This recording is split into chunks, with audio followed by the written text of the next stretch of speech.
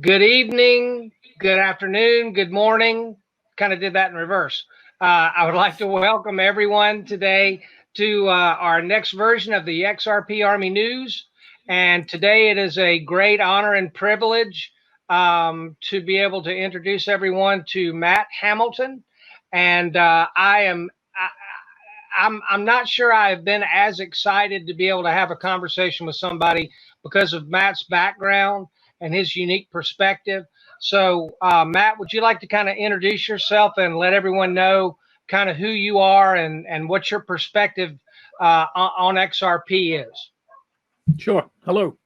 So yeah, firstly, thanks for having me on the show, and good to chat to you. So my background is I'm a software developer by trade. I studied computer science at university. I ran a web development firm for about 15, 16 years. And I'm based in the UK, in Bristol, in the southwest of the UK. And then I worked for a startup based in the US, in LA, that were making a health and fitness and nutrition tracking system. And then after that, I joined IBM about 2 years ago, and I'm now what's called a developer advocate at IBM. So my job is to kind of play around with cool tech and talk about it. And if it wasn't for COVID-19 at the moment, go along to events and stuff like that. So I've been attending a lot of events virtually rather than physically at the moment. So yeah, I mean, my sort of background on this, I got into XRP and I guess cryptocurrency as a whole kind of by accident. I knew of Bitcoin for quite a while. When it sort of first came out, it looked sort of vaguely interesting, but I will be honest with you, I didn't think it was going to go anywhere. I didn't think it was going to amount to anything, so I didn't particularly get involved. I was used to, my computer running and the equivalent of mining, but working on other projects. So things like SETI at home and folding at home were kind of things of using your processor to work with various projects. Actually, one of my colleagues at the web development agency I ran, Scott, he was one of our sysadmins. He was big into cryptocurrency and ran cryptocurrency miners and kind of grew and got more and more equipment and bigger. And then he got to a point where he realized, well, this is crazy. I'm getting squeezed out of the market here. I can't compete with the new machines. He'd order something from China, and it would then get stuck in a customs queue for 7 months or something, and then by the time it arrived, it was already out of date, and it was just this continual merry-go-round. And he decided in the end to invest in XRP instead, kind of sold all his Bitcoin, got into XRP. And as a thank you for letting him mine XRP, basically at work, he gave me a bunch of XRP, and he said, "Here you go. It's not worth anything right now, but who knows? Maybe in a number of years' time, it might be enough to put a down payment on a car or something, right?" And so he gave me some of it, and this was just about the time I was working for the startup in the US, Enquos, and they unfortunately ran out of money and suddenly pulled the plug. And so I was looking around for what my next kind of job was going to be, my next contract. And I was kind of looking to sort of skill up on things. And I wanted to learn a different programming technique. And I started learning there's a programming technique called reactive programming, and I wanted to kind of get more to grips with that. And the particular programming language that's used a lot for that is JavaScript and a technology called Node.js. And so I started to kind of learn that, and there happened to be a library from Ripple for communicating with the XRP ledger using Node.js. And so basically as a programming exercise, I thought, well, can I interact with this ledger? What is it? I don't really know what it is. Let's try it. And I started to realize that there was a decentralized exchange on the ledger, and I could basically trade, and I could buy and sell different currencies. And so I thought, well, hey, maybe this thing could actually, could it be profitable? And I played around a bit, and lo and behold, it actually started to become profitable. And it was buying and selling euros, US dollars, Chinese yuan, Japanese yen, Bitcoin, Ethereum, XRP. And this was in the peak of the sort of end of 2017. And I was thinking, oh, okay, well, this is actually doing really well. Maybe this could actually be a a full-time job. And so I started looking into it more. I attended a fintech course run by Oxford University, and started building it up more. I even became an e-resident of Estonia, which have a particularly good sort of legal framework for remote businesses. And the idea was I was actually going to set up a business in Estonia to run these trading bots that I was writing, these algorithms, and set up a fund doing that. And then the market all came crashing down, and my wife said to me, no, you kind of need to get a proper job, otherwise you'll just be sat at home on the sofa in your pants all day. So I happened to join IBM, and I've been kind of there since. So, but that kind of got me into cryptocurrencies, and from then on I've been doing a lot of work working on various algorithms for trying to analyze the markets, how to buy and sell profitably, that sort of thing. So yeah, sorry if you hear some scratching sound in the corner. My dog is just beside me, causing trouble. That's okay. So if you happen to hear a little barking behind me, then I've got my dog Allie outside, but she likes to make herself known. She likes to participate in the interviews. So Matt, when you first saw what the protocol was, and you first saw what potentially Ripple was setting out to do, how I'm trying to find the right word. Making a dent in the universe is a audacious goal. Yeah. And, do you feel like that the world needs to have a reset and needs to have a new way to be able to move money as fast as data? And do you feel like that Ripple actually has got a chance of being able to pull that off? And one of the recent interviews that I saw with the digital asset investor was with Greg Kidd. And Greg had commented that when he first saw Ripple, he felt like it was like Moses coming down from the sky. And I don't know if you kind of had the same feeling when you first saw it, because I feel like it took me a little bit of time to be able to kind of grasp the big picture of what these guys were actually setting out to do. And in the year and a half, all I see is progress being made. Yeah. Now I'm let's see how to word this. I am not big. I'm not somebody that kind of looks at XRP and what Ripple are doing on a big global financial reset basis. I don't. I think that could be a possibility. I think that might be something that the world needs, right now. But I'm not somebody that looks at XRP as kind of like this savior of everything that is wrong in the world economically, right? I look at it at on a far more immediate and practical level. So to give you two examples, one, like I said, I mentioned to you before the show, I grew up in Asia. I was born in Singapore and I lived in Malaysia. So I'm very much aware of the differences around the world economically, around migration. Singapore was an area that had a lot of migrant workers coming from India, from surrounding Asian countries as well. There was, there was a lot of cultures. There was a lot of people sending money home. So, to me, I was kind of aware of the necessity for people to be able to send money about efficiently on a personal level. On a different level, I worked for a company based in the US, and they paid me every month, and they paid me, and I, it would take, 4 or 5 days for, my money to turn up.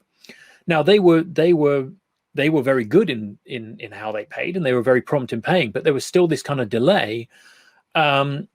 And you still, weren't exactly sure necessarily how much was going to come, and fees and all this kind of stuff, right? So, from my point of view, I was like, wouldn't it be great if I could be paid more efficiently? Now, I worked with a distributed team. The company was based in LA, but we had people, I was here in the UK, we had people in the US, we had people in Serbia, we had people in Germany, we had people in Estonia and Finland. And so, trying to pay all of these different people was actually quite a challenge for the administrator in the company that would have to send out the wages every month. So, I know from a first-hand point of view, there's got to be a better way to do that. There's got to be a better way to be able to transfer value around. So I'm very much on board with that. I'm very much on board with what Ripple are trying to do. The average remittance fee worldwide at the moment is something like 6 or 7%, the fee it costs. Now, if you're trying to send $20 home, that's a huge chunk that's being taken out, right? Disproportionately, the fees are higher for a small amount. Now, if you're trying to move 5 million, then the fees are probably not going to be as significant, and you're probably not going to worry too much about it. But if you're trying to send $20 home each week, then you want it to be fast, you want it to be cheap, and there's a huge market there for that to be doable. So I'm very much on board with what Ripple are doing, and I think looking at the market within the sort of the cryptocurrency sort of area, one of the unique things that I think they in particular are doing are looking at things from a very practical point of view.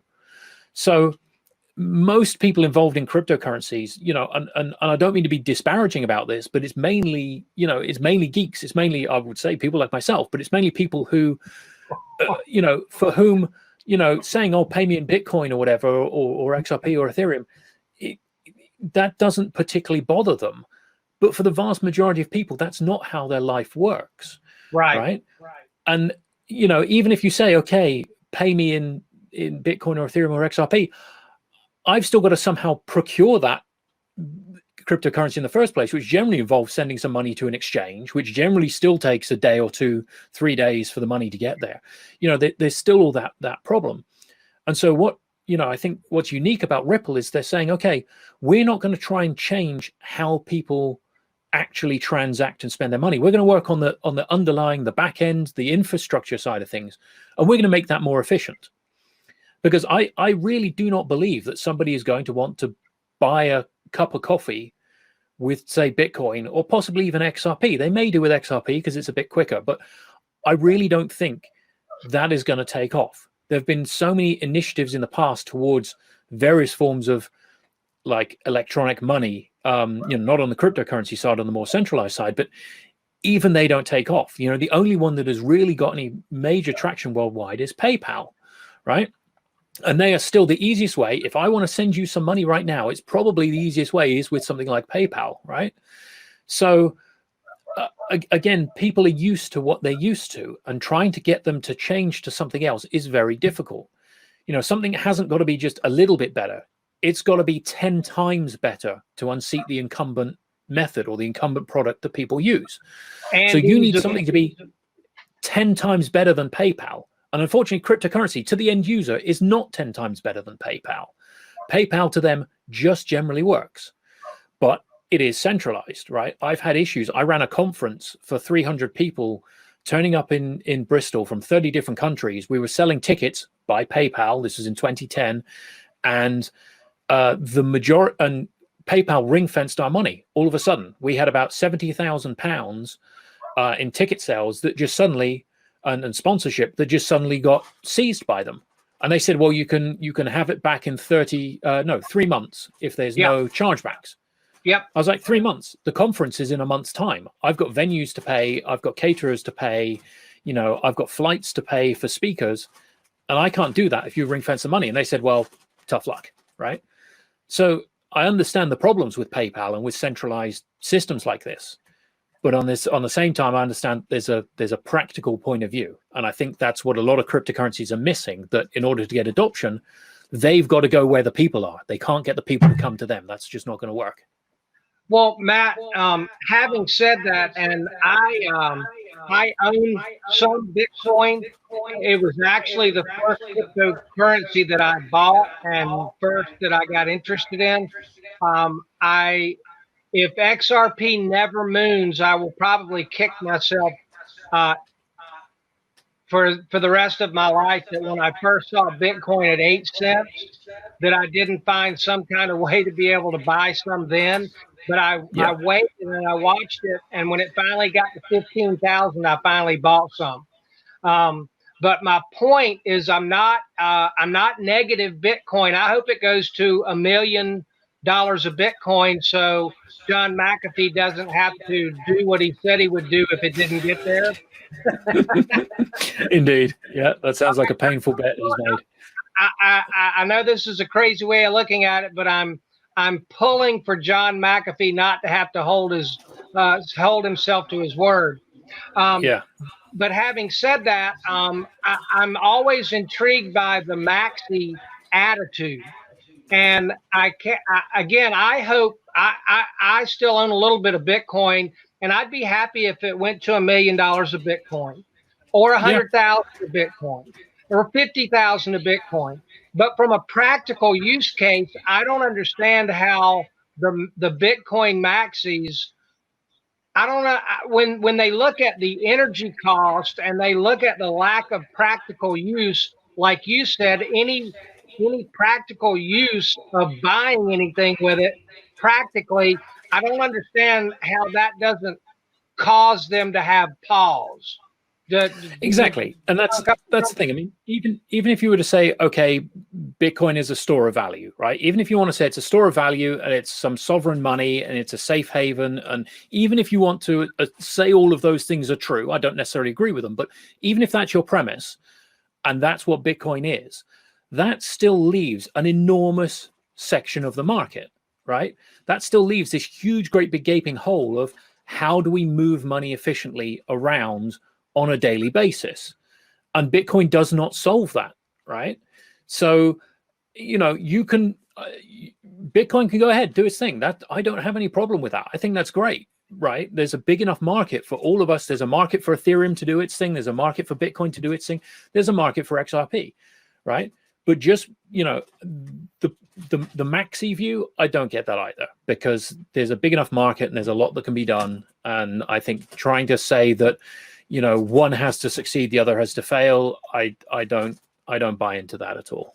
Well, I mean, we've got MasterCard, we've got Discover Card, we've got American Express.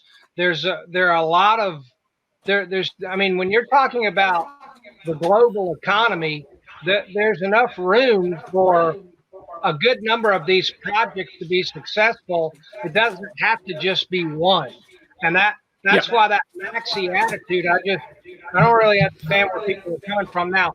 Well, one of the things that I'm interested in finding out from you as well is Brad Garlinghouse about a year ago said that we were in a marathon, and he felt like we were, I can't remember exactly which. He said, I think it was mile 2 or 3, maybe 5. Yeah. One of the things that has continuously amazed me, Matt, is that I wake up every day and start watching a couple of XRP videos because I'm heavily invested in it and I'm curious and I want to hear about it. But I consistently see good news, but that bubble hasn't popped yet. Do you know where I'm going with that? Yeah, I think I do. So yeah, Garlinghouse has said, the whole crawl, walk, run, it's a marathon, not a sprint thing, right? This is a long-term thing. Now, I think he made a number of very bullish statements about the adoption of XRP that unfortunately have not quite panned out as people expected, right? And a lot of people are pointing that and say, well, Ripple lied, or Garlinghouse lied, or it's a failure, or whatever. Now, this is the guy who's a CEO of a big company, right? His job is to basically promote what they do and push what they do, right? That's his job. Now, if I was in his position, I would probably be making similar, very optimistic statements. Now, if things don't quite turn out that way, things don't quite turn out that way, right? What they are doing is a big project, and it is hard to change the way that these financial institutions work. And it is complex, and you're talking about legalities that cross borders. You're talking about, things that work in like these sort of Jurassic timescales, right? I mean, even if you take things like, the lawsuit against Ripple from that investor that bought a little bit and claimed they've lost some money on it, right? Now that lawsuit has been dragging out because the speed at which these things operate, right? That's the speed at which these things go. So, unfortunately, you can't I just don't think you can necessarily rush the market, right? So, and they've got a bit of like a chicken and egg problem. So if you look at things like ODL, what was originally termed XRapid, ODL buys and sells cryptocurrencies on exchanges in order to transfer value. So you'd send, for example, pound sterling to an exchange in the UK, buy XRP, it would send XRP to Brazil and then sell it for Brazilian real and send the real on its way. Well, in order to do that, you need an exchange in the UK, an exchange in Brazil. And back when people were sort of getting very, very, putting out a lot of hype about XRP and saying about, well, Ripple just need to switch on this switch and everything's going to be, that was unrealistic because those exchanges just were not there. So by definition, it could not happen that way, right? So we've seen, for example, Bitstamp just this week have announced pound sterling to XRP. But if you look on the exchange, the amount of trades that are happening is quite low. And that has to build up. You can't go there and say, okay, I'm going to do a 10,000 or 100,000 pound transfer. There's not the liquidity there at the moment, right? But you could have said exactly the same thing about Bitso in Mexico a year or two ago, but that now has increased, and you're no doubt aware of like the liquidity bot on Twitter that's been created, and the liquidity bot is showing the liquidity increasing, and that takes time.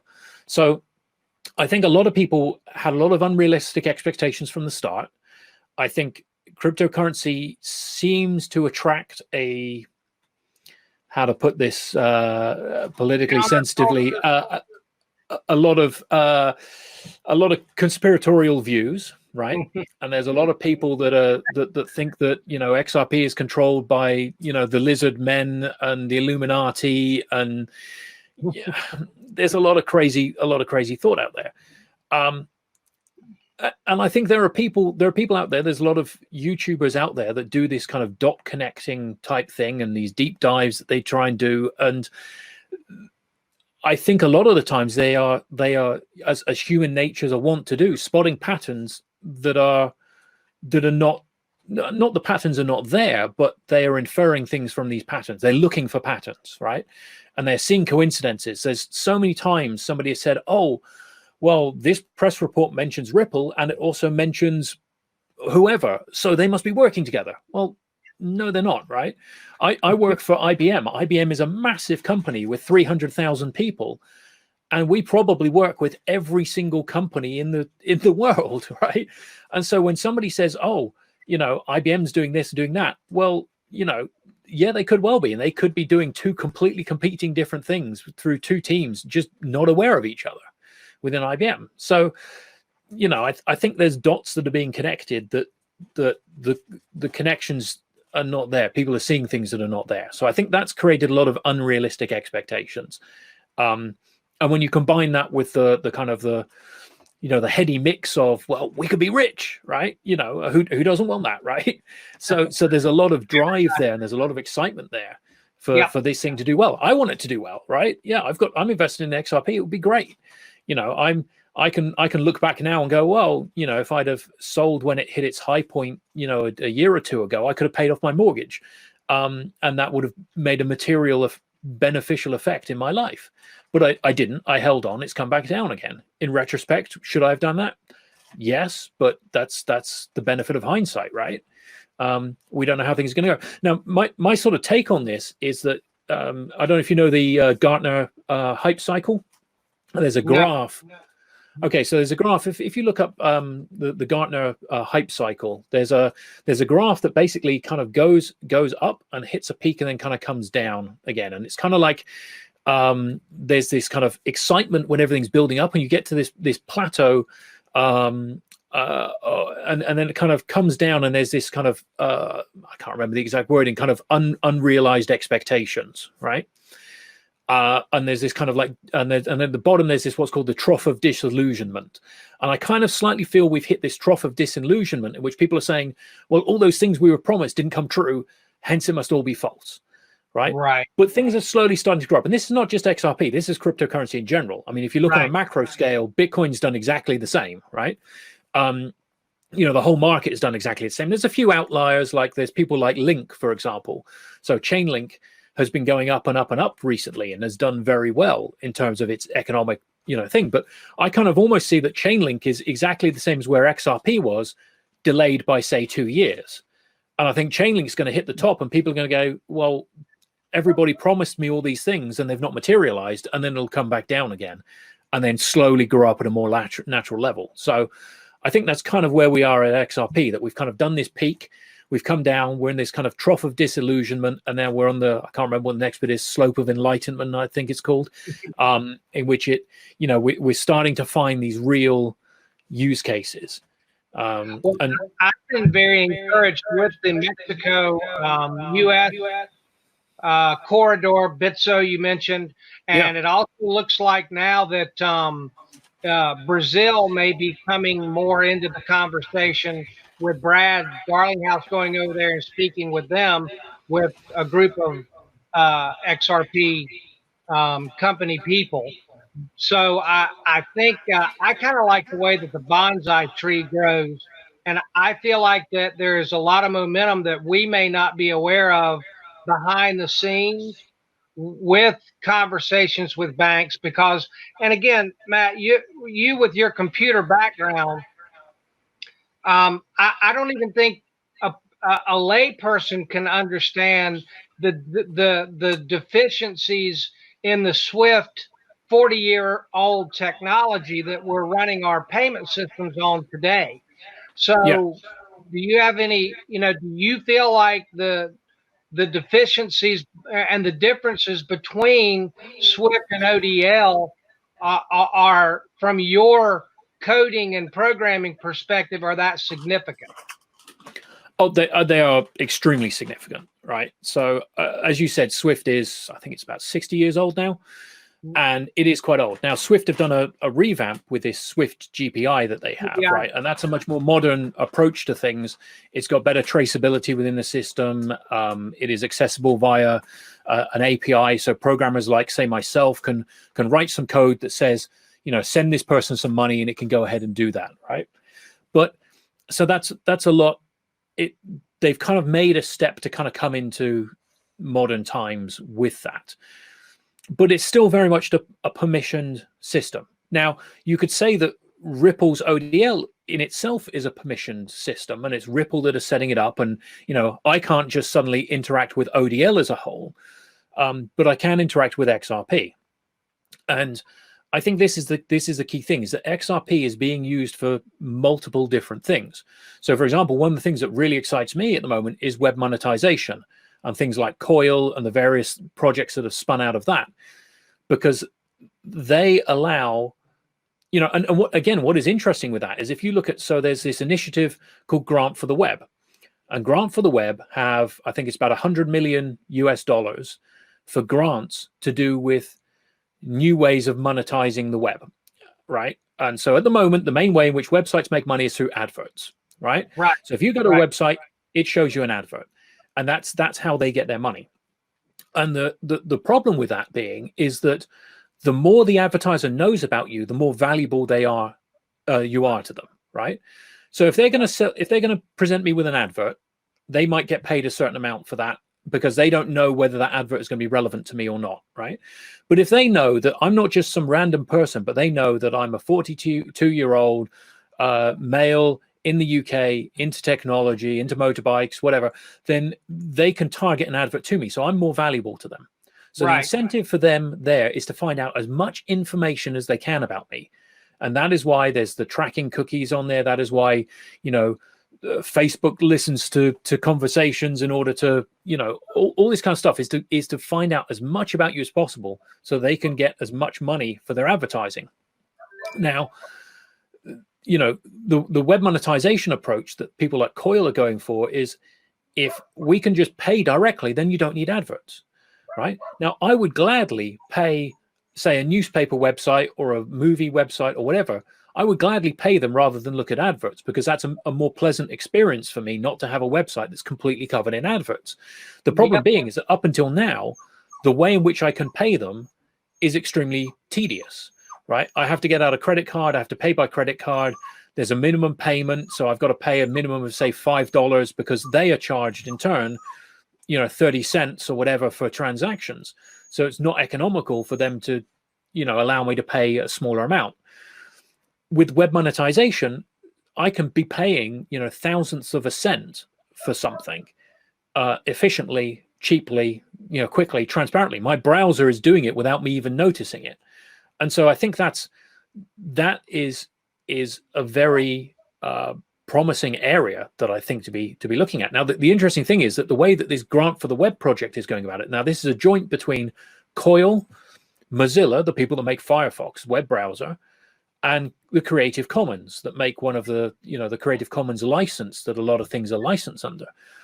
And they've brought this out, and nowhere in that project do they actually mention XRP. Yet XRP is being used behind the scenes. And again, they don't care, right? They don't care. And I mean that in a good way, right? It doesn't matter to them and to the people that are using it. People are starting to come to this, and they're not being, cryptocurrency can be a little bit daunting. It's also full of a lot of these, strangely fanatical people, including myself in that might sometimes be a bit off-putting to people. So, they're able to come in and say, hey, look, there's this technology, put this one line in your code and you get paid. Right. And they can get paid in a currency they're familiar with. They can get paid in US dollars or pound sterling or whatever. Right. And they don't have to worry about any of this cryptocurrency stuff. They don't even have to know about it. And that, for me, I think is a key point, that they are able to do that and get all of these projects in there. They reach areas that would not be reached by the traditional cryptocurrency kind of marketing and stuff. Right. Because still people, cryptocurrency, that's Bitcoin. That's the stuff that you use to buy drugs, right? And that's still, I think, the majority of people's impressions. So for people like Grant for the Web to come out and say, hey, look, we're running this thing. You can submit proposals and build stuff. And, it doesn't have, they don't even mention XRP in there, I think is actually a massive step forward, because I think this adoption is going to start happening, completely transparently. Well, Matt, have you got much gaming in your background? Because I don't personally. I'm 58, so I kind of grew up before the PlayStation craze really kind of hit. But I think that the gaming industry, basically, I believe, is right for XRP and cryptocurrency adoption to hit in a big way, and finding a way to have the people that enjoy doing that integrated with cryptocurrency somehow. Exactly. So many of these games and like online virtual worlds have in-house currencies, right? Mm-hmm. So they have currencies in which, if it's a war games type thing, there's currencies in which you can use to buy whatever, weapons or whatever. If it's so my wife is big, my daughter, is big into a thing called Roblox. And, it's a game in which she can go in and she can buy a house and buy furniture and buy pets and food. And, it's a simulation environment. And within there's a currency. And, she, rather than getting her pocket money each week in real money, she actually wants it in this in-game currency. So that's what she gets each week. She gets a certain amount of in-game currency as her pocket money, because especially at the moment with COVID and lockdown, that's her world. She's out there buying stuff in a virtual world because she can't go out and buy it. I mean, she's 9, so she's not going out in the real world anyway that much to buy stuff, but at least not on her own. But she can do that in an in-game world instead, right? So I think it is right, but I think, and there's a company called Forte, for example, that have been looking at XRP for gaming. I think there's a mentality. Sorry, my dog's jumping up here, trying to get my attention. There's a mentality, I think, in a lot of cases where there's a like a ring fence that they want the in-game currency to be such that you stay within the game, right? They don't want you to necessarily be able to spend that elsewhere.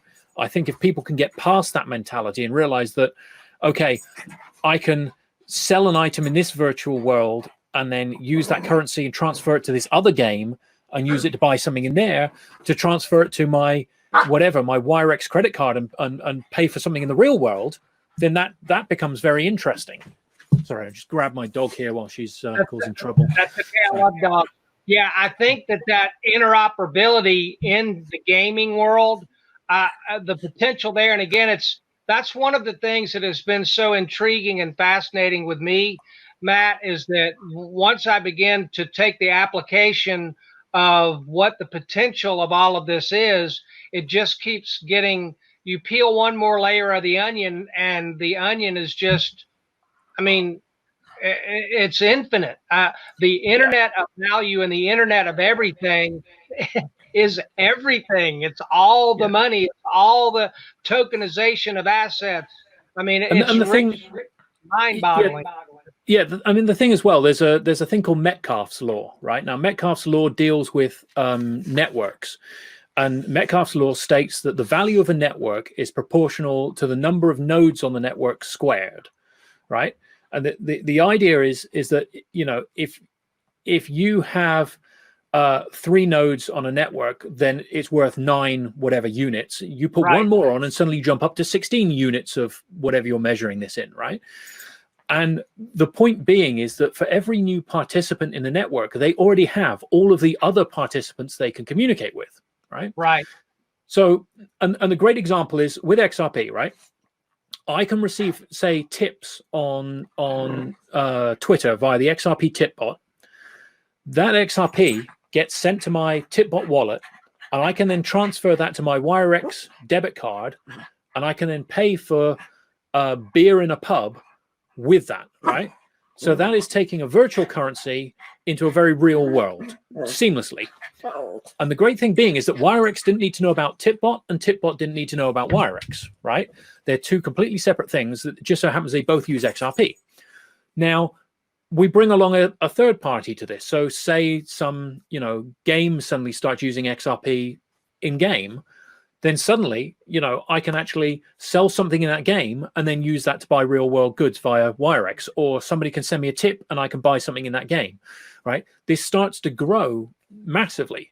And this is it's similar with Ripple and their ODL corridors. You know, they've just brought euros on, and we're seeing euro to USD, which is something that people didn't really expect, because that's a fairly efficient payment corridor already, and they didn't think that people would use ODL or, you know, XRapid for communication between euro and USD. But if you're on the network, you know, you can do so. You know, maybe it's just the case that they thought, well, hey, we might as well, we're here.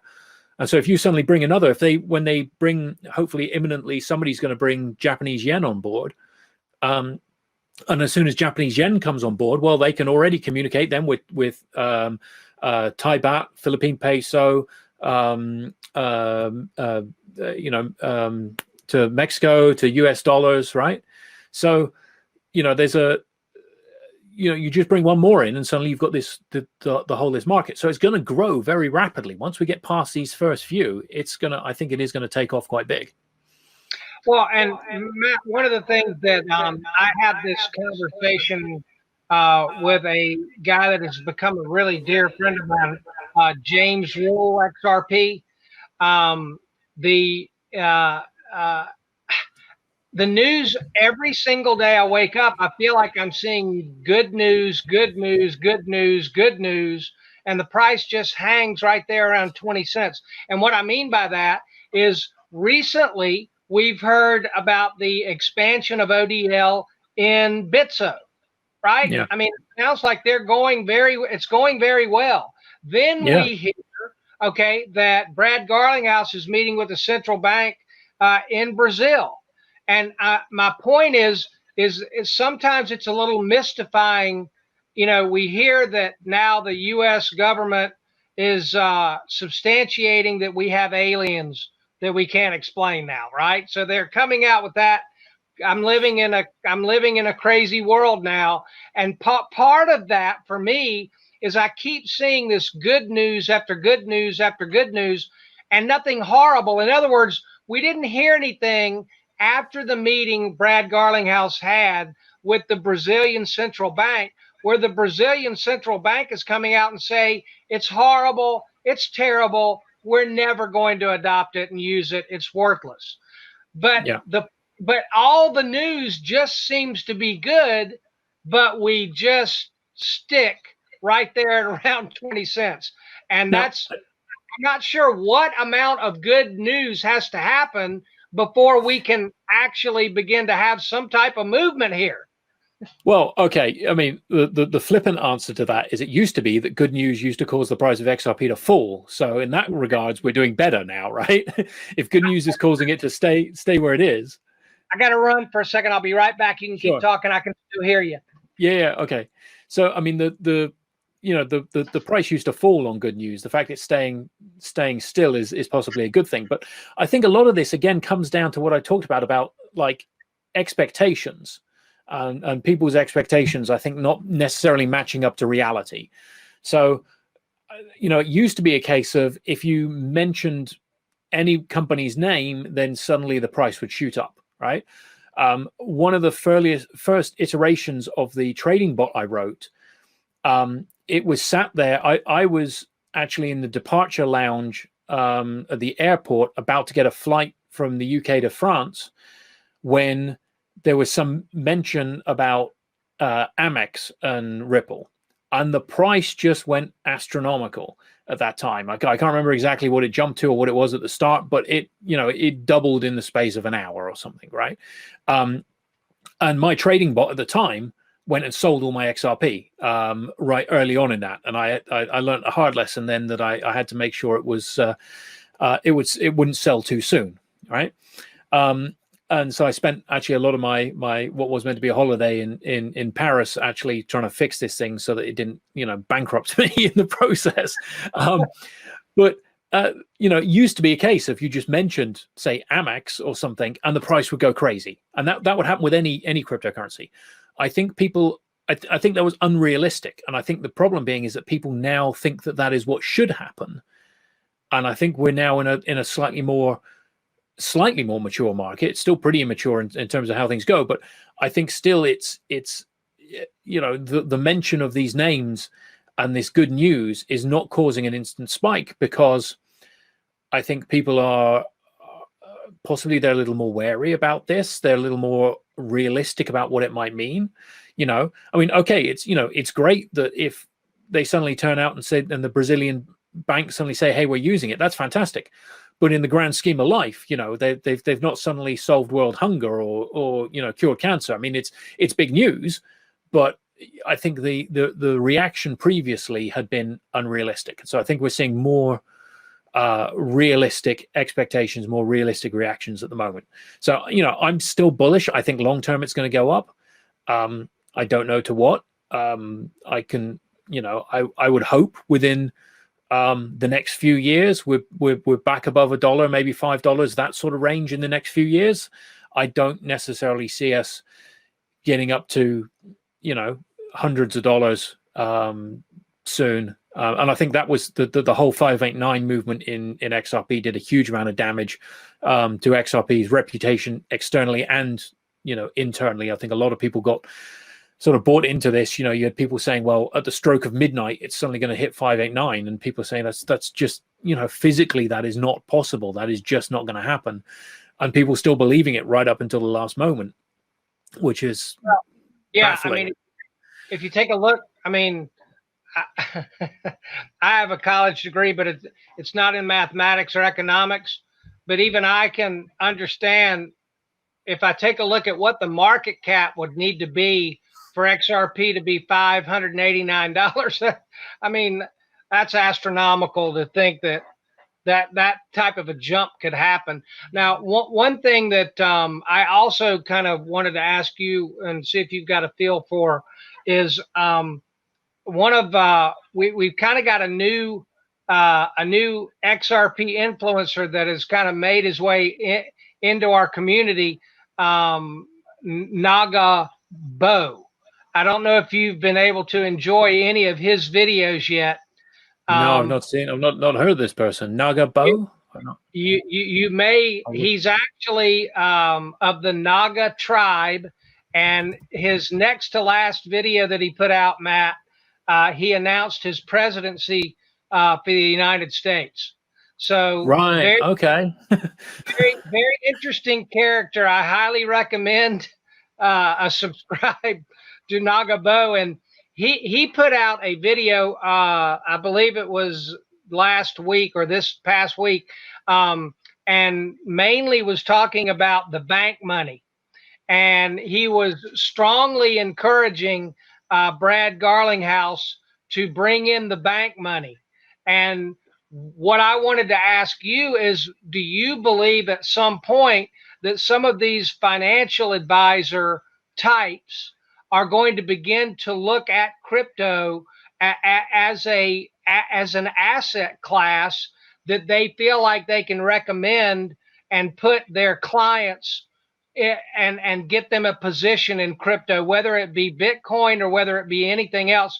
Because I believe that that's where the real price movement is going to come, is when these institutional investors begin to allocate portions of financial portfolios that they're handling for their clients, and that movement begins to happen. And again, go ahead. I think that's already happening to an extent. I think that there are already one of the biggest problems is regarding the financial managers is that they often are restricted by legalities of what they can and can't invest in, right? Even within the current stock market, they have to have a certain percentage of, say, the top 100. You know, they can't just go out and just buy anything randomly that they want, right? Right. So there's certain restrictions they've also got to abide by.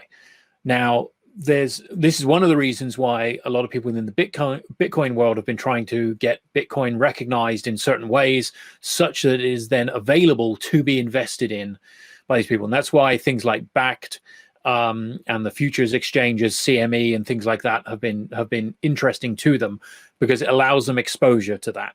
Now, in a lot of cases, it's a paper exposure. It's not a real exposure. They're basically betting on the price moving up and down. They're not actually holding the currency itself, right? There are advisors already looking at this. There's a guy, I don't know if you come across a guy called Tyrone Ross. So there's a guy, Tyrone Ross, TR401 on Twitter. He's a very inspirational guy. He's a financial advisor, and he's also into cryptocurrency as well. And talks about it with his clients. But even at the smallest amount, if you look at who is it? There was somebody who was recently suggesting. Oh, Anthony Pompliano, Pomp, was saying about just put 1% of your portfolio in Bitcoin, and that just 1% alone can give you a significantly increased return, right?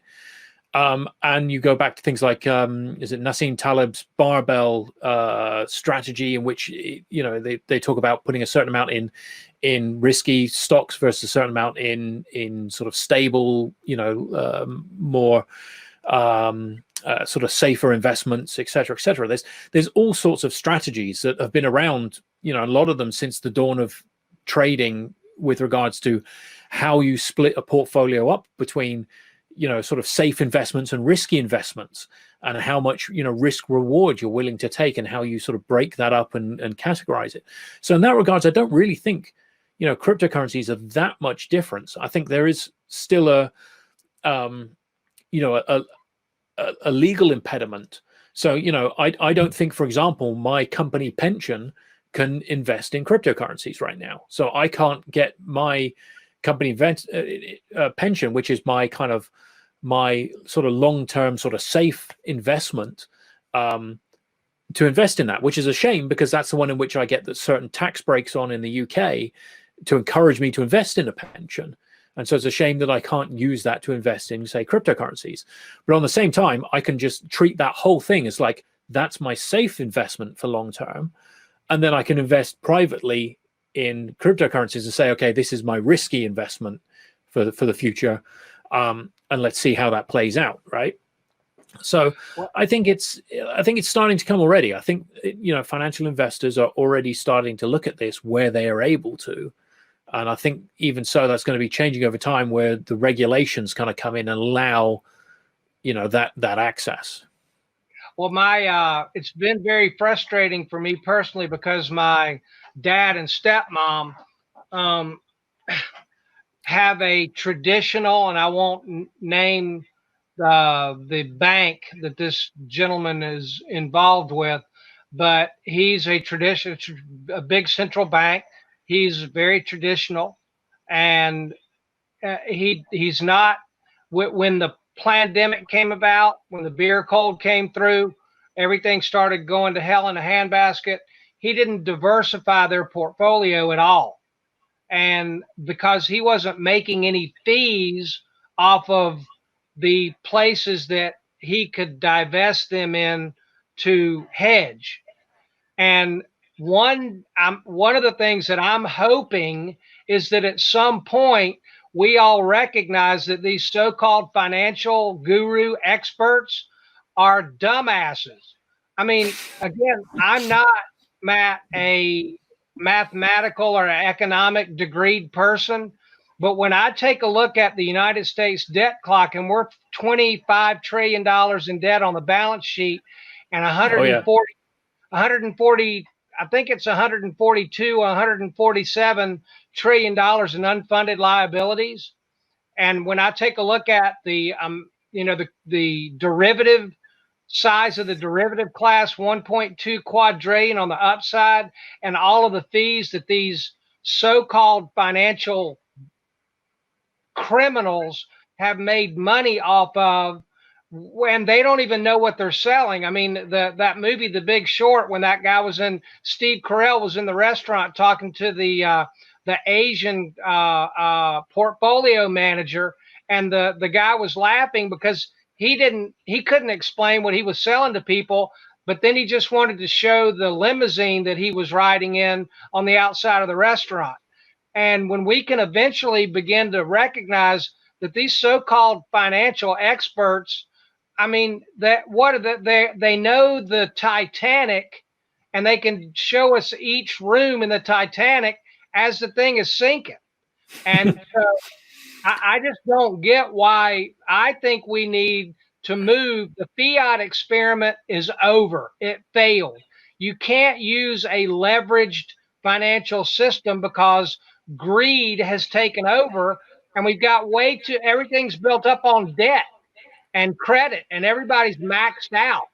So I don't know if my libertarian views are offending you, but I did want to mention that and see if you had any feelings about that. No, I agree with most of that. The only bit I'll take exception to is the pandemic, or the beer cold, as you called it, I think, which is a new name for. I've not heard it called the beer cold before, but I agree with you. I mean, there's a huge amounts of debt worldwide. It's clearly not sustainable, and when you see, especially what's going on in the last few weeks, the last month, and like you've got the economies being shut down worldwide. You've got record unemployment, and the stock market is still going up, and people are just like, what the hell is going on here, right? They're starting to see how disconnected from reality some of that financial stuff is, right?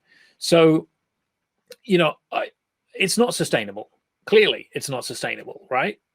Where it goes from here, I don't know. What does it look like when the bubble pops? I don't know. It looks like it's going to be pretty bad. What do we do? How do we protect ourselves? There's some people that say, okay, well, this is the thing that Bitcoin is meant to solve, right? I don't necessarily see it. I think we're going to have a lot of issues. I really do, and I don't know what the answer is. I don't have, it is just such a big thing coming up. It's, I almost kind of don't. I actually don't want to think about it, because it's like I don't know what it's going to be like. It's I can try and get myself personally in a best a financial situation for myself and my family as I can, but yeah, you don't know. I mean, there's going to be the temptation to say, well, hey, let's rack it all up on credit. If it's all going to go pop, then why not? Why don't I do that? Because if it all goes pop, then I get to walk away, right? So there's so many, I think, conflicting kind of emotions and views there as to where we go. It's hard, and especially with especially world events over the last couple of days. It's people are starting to realize that the state might not have their best interests at heart, right? In a very obvious way. There's people that have been saying this for a long time. There's whole segments of the community that have known this, and now to be in a situation where you've got the state turning tyrannical, and yeah. I'm gonna get too much into politics if I go too far down that line. So I'll stay away from that.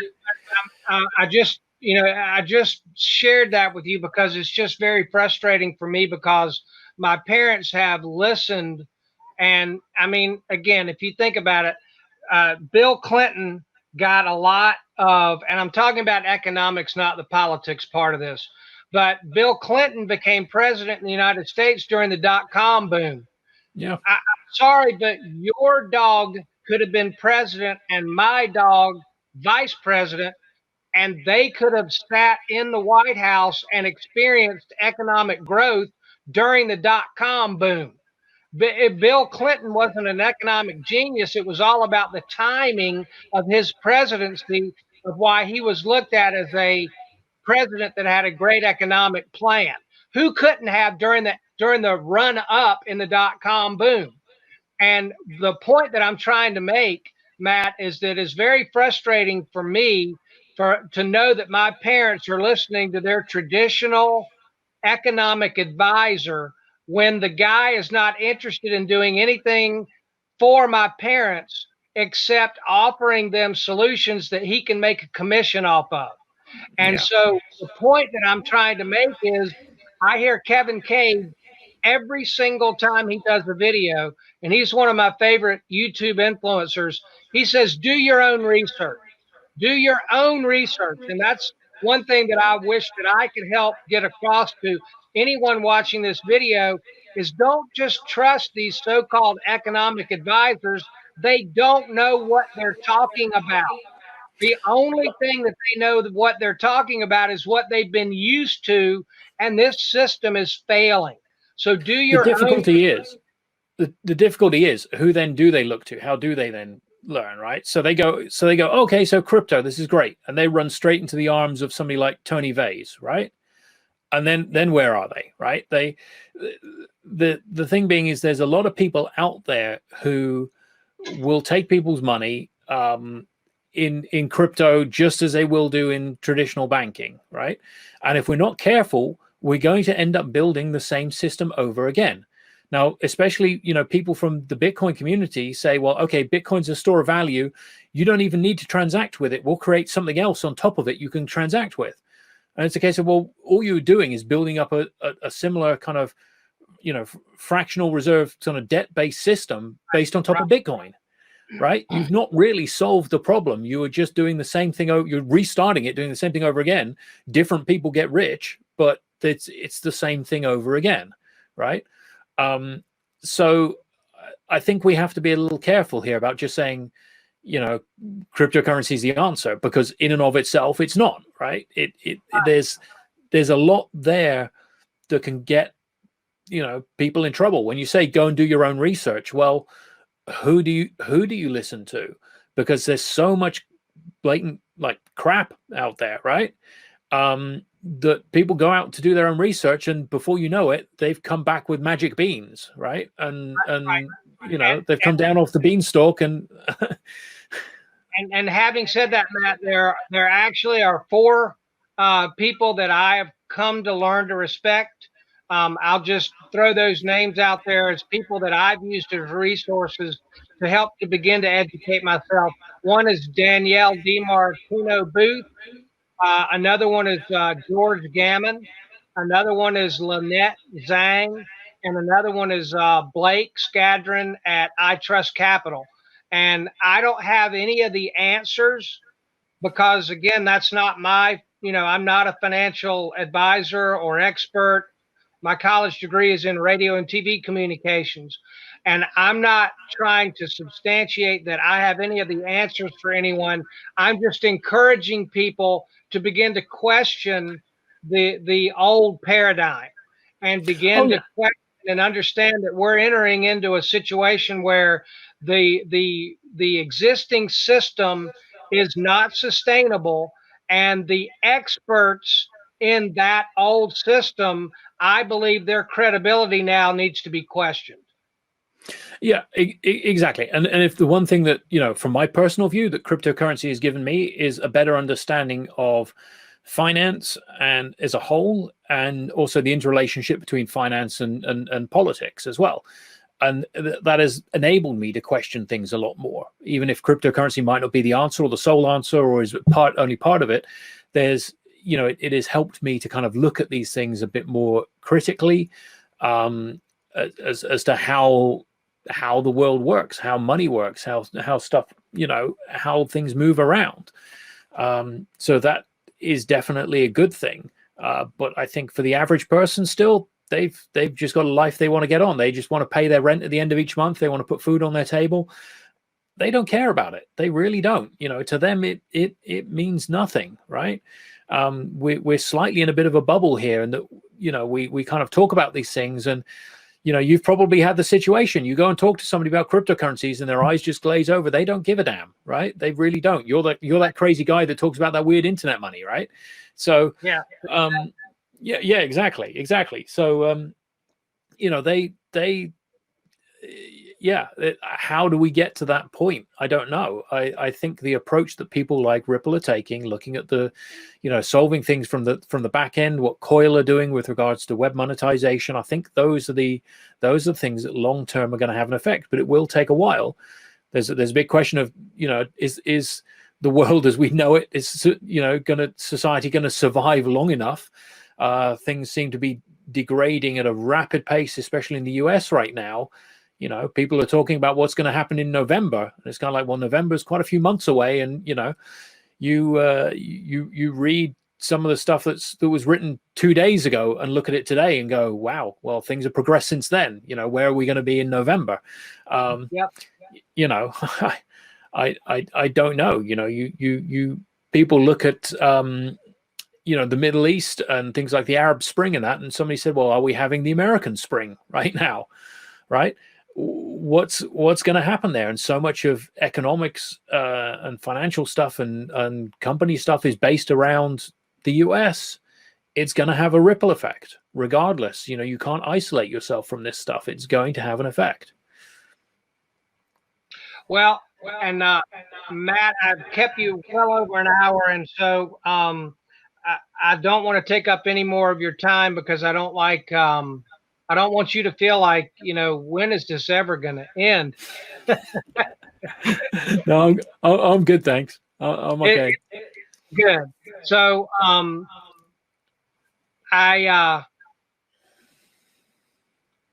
do you have any message that you would like to send out to the world about the state of the affairs of the way things are going right now? And again, that's one of the things that, I know that you're a computer professional and a dad and a father. And so is there anything basically that you would just like to say out there to the world about, where we are and what we need to do to move forward and come closer together? Well, it's a big question. That's a big question. I mean, it's, I don't know.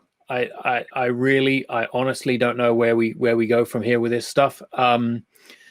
How we get people together. We've just got to start having a better appreciation of other people, right? At the moment, it's, one of the big things, Black Lives Matter, right? They do. And that's the thing at the moment. That's not the only issue in the world. But right now, that's one of the most prevalent things that are being highlighted is systematic institutional racism. This happens in the US, it happens in the UK as well, right? And when you combine that, especially with things, again, like it comes back down to finances. When you look and you see, well, because of institutionalized racism, one family is able to afford a mortgage and the other one's not, because the rates are set differently as a result of that. I work a lot in machine learning and artificial intelligence.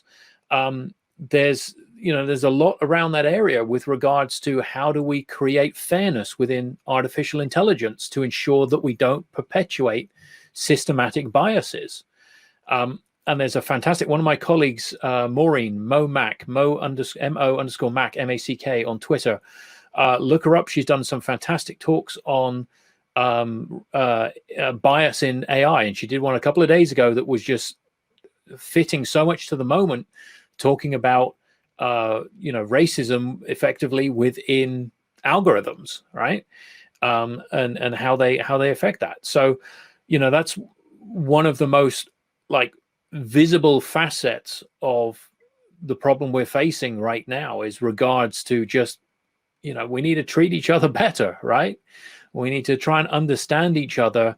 We need to realize that we're all on this same planet, and, you know, we're all the same species. We're all the same race. We're the human race, and we've got to better understand each other. I think that's beautiful. The thing I'm scared about AI is that we're going to get it started, and then it's eventually going to feel like that we're the problem. You could possibly, you could look around the world and say we're the problem already. So, you know, I don't know. Maybe we're already past that point. You know, the people that subscribe to the kind of Gaia theory of the living Earth, and, you know, we are the virus. Maybe they're onto something. Right now, it certainly feels like we're as humans, we're in the wrong here. Well, I think being able to find a common ground to begin to communicate from other people with. I live in the state of North Carolina, and I am an American, and, you know, but before all of that, Matt, I'm a human being. So if I can find a new friend like you and reach out to you from that human place, instead of beginning to build up barriers like, well, you're not American, so we're different. You're not in North Carolina, so we're different.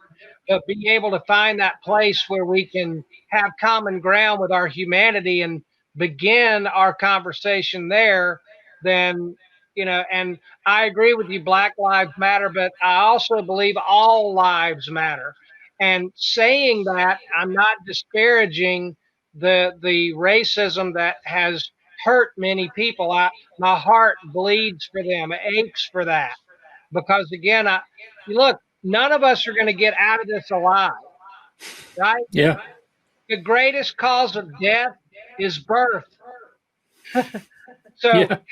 how about we all try to enhance each other's experience here, and be good to one another and kind to each other and help each other out, instead of see who can collect the most things.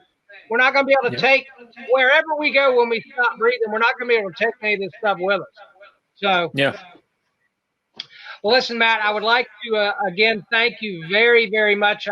One thing I hope that you have gained from when I first found you on Alan's video and started trying to invite you to have a conversation with you. I'm not the tallest YouTuber. I'm not the best looking. I'm not the most polished, but I'm one of the most persistent. I'll certainly give you that. You're certainly persistent. So thank you for persisting. It has been good talking to you. Wonderful to talk with you, and I hope we can do it again in the future. And everybody out there in XRP land, live long and hodl. Yeah. Thanks. Thank you.